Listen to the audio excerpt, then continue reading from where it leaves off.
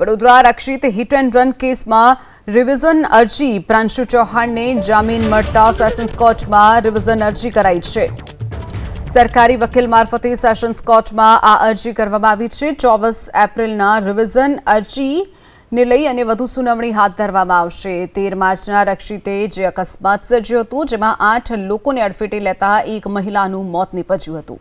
અકસ્માત સર્જનાર રક્ષિત પ્રાંશુની કાર ચલાવી રહ્યો હતો। પ્રાંશુ અને રક્ષિતે ગાંજાનું સેવન કર્યું હોવાનું પણ રક્ષિતે કાર ચલાવી હોવાનું ખુલ્યું હતું। તો એફએસએલમાં બંનેએ ગાંજાનું સેવન કર્યાનો રિપોર્ટ સામે આવ્યો છે।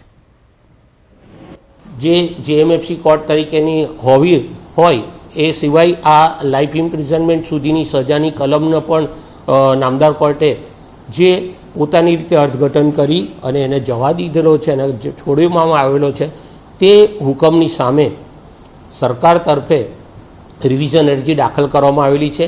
તે રિવિઝન અરજીની સુનાવણી ગુરુવારના દિવસે રાખવામાં આવેલી છે।